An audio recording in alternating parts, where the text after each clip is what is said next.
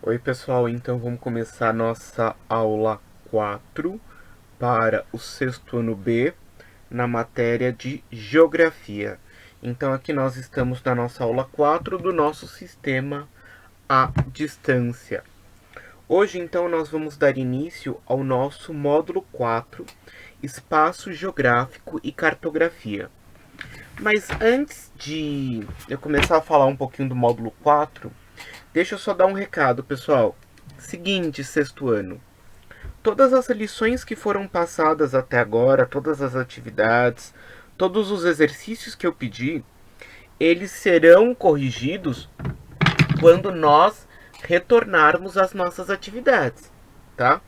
Então, quando nós retornarmos às nossas atividades de aula presencial, nós iremos corrigir todas as lições. Então, a dica que eu dou para vocês é a seguinte: quem tiver alguma dúvida com relação a algum exercício, marca qual que é a dúvida, anota qual que é o exercício que você teve dificuldade para fazer, para quando nós retornarmos às nossas atividades, vocês perguntarem, certo? Então, hoje, o nosso conteúdo é o módulo 4, Espaço Geográfico e Cartografia. Nós iremos da página 261 até a página 263, certo? Então, lá na 261 a gente começa falando de representações cartográficas.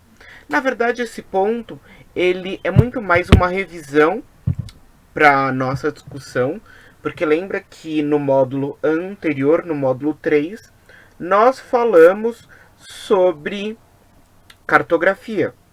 Então, quando a gente fala sobre a cartografia, nós falamos sobre essa questão das representatividades.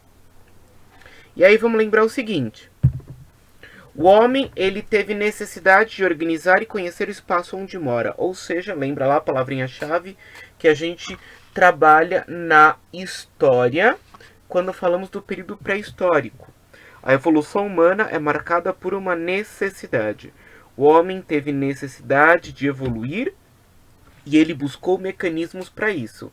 Então, a cartografia vem nesse mesmo sentido. O homem teve necessidade de conhecer o espaço onde mora, e é a partir desta necessidade que ele passa a produzir mapas, que ele passa a representar o lugar onde ele mora, tá?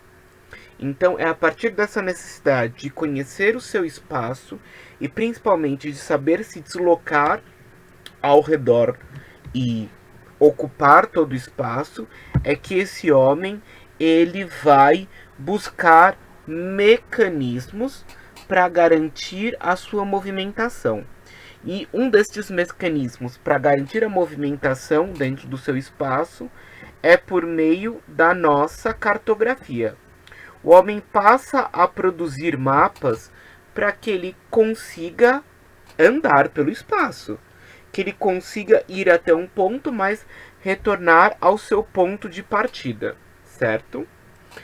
Falando de cartografia, então, agora a gente entra na página 262, falando de elementos do mapa. E aí, a gente vai ver que cada sociedade, ela se preocupa em representar o espaço que se encontra segundo a sua maneira de observação.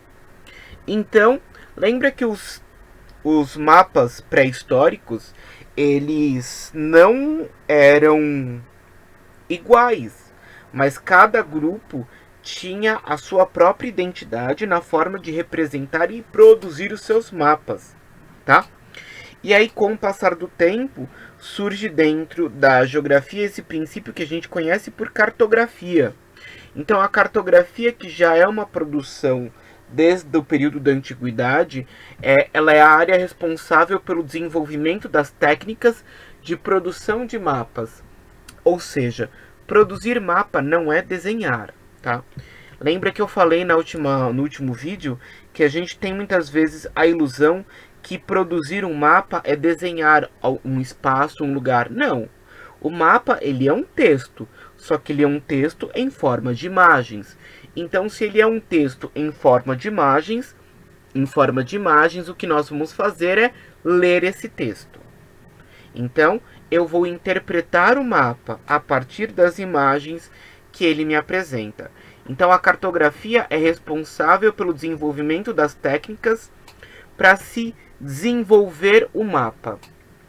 Os mapas, então, eles foram criados inicialmente, cada um guardando as características dos seus grupos, mas quando essas sociedades começam a se cruzar, quando esses grupos humanos, eles já no período pós-pré-história, já no período da antiguidade, já no período da Idade Média, esses povos passam a se cruzar, os mapas eles não podiam mais serem exclusivos de um grupo. Esses mapas tinham que apresentar elementos que qualquer pessoa no mundo conseguisse ler. Então, nesse contexto, surgem as convenções cartográficas, que é um sistema de símbolos e cores criados para facilitar a representação cartográfica e dando a ela um valor universal. Essa convenção cartográfica, então, ela vai dizer que todo mapa terá água pintada na cor azul. Em qualquer mapa que você pegar, um mapa no Brasil, um mapa nos Estados Unidos, um mapa na Inglaterra, um mapa na China, todo mapa, o que for água será pintado de azul. Ah, mas e se eu quiser pintar de rosa? Não. A convenção cartográfica impõe que toda água é azul. Da mesma forma como a convenção cartográfica coloca que toda área vegetal será representada pela cor verde e toda área ligada a relevo será representada pela cor marrom. Então a convenção cartográfica, ela faz com que os mapas se tornem universais. Então, com a convenção cartográfica, nós vamos ter a universalidade dos meus mapas. Quando nós retornarmos, nós vamos voltar a esse ponto principalmente para ver esse detalhamento. Por quê? Quando a cartografia começa a se desenvolver, ela cria inúmeros símbolos para facilitar a interpretação do mapa e aperfeiçoar a minha localização, tá?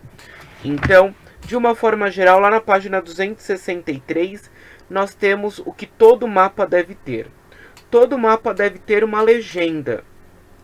Essa legenda, então, normalmente, ou uma escala de cor, ou uma escala numérica, tá?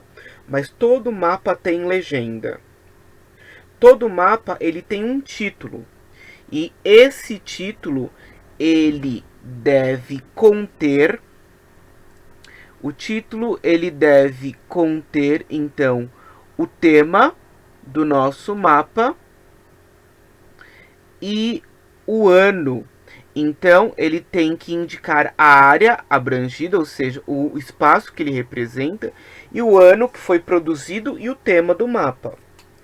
Todo mapa tem que ter a orientação, que é a rosa dos ventos. Alguns mapas, eles trarão a rosa dos ventos, então, totalmente completa. Os 4 pontos, norte, sul, leste, oeste, tá? Então, alguns mapas, eles trazem a nossa rosa dos ventos completa com os 4 pontos cardeais. Outros trarão unicamente a determinação do norte, tá? Até porque se eu sei onde é o norte, eu consigo determinar os meus outros 3 pontos cardeais, certo? Todo mapa vai ter, então, uma escala. A escala, ela é a extensão ou a proporção de redução do meu mapa. Normalmente, a escala, ela estará ou marcando 1 centímetro ou 2 centímetros, tá? Então, a escala é a proporção de diminuição do mapa.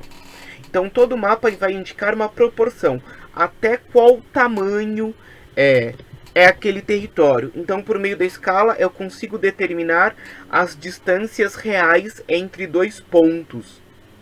E todo mapa ele vai ter uma fonte. Essa fonte vai indicar a origem, ou seja, quem produziu o meu mapa, onde ele foi produzido, como ele foi produzido, tá? Então, ele vai indicar como e onde o meu mapa foi produzido. Então, todo mapa terá uma legenda, um título, uma orientação, uma escala e uma fonte, tá? Então, a partir desses elementos, nós temos uma formação cartográfica, tá?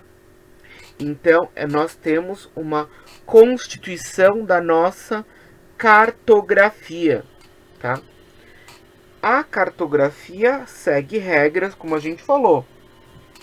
Toda projeção cartográfica, toda construção cartográfica, ela segue alguns elementos básicos que devem ser respeitados, já porque nós estamos falando de convenções internacionais.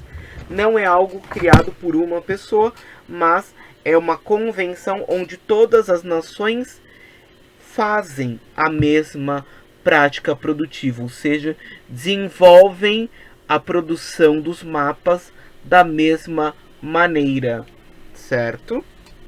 Pessoal, hoje então vai ficar para vocês a atividade 1 da página 261. A atividade 1 da página 261. Essa atividade, então, é uma interpretação do mapa que vocês têm aí na própria página 261. Então, façam a atividade na apostila. Tchau, pessoal. Até a próxima aula.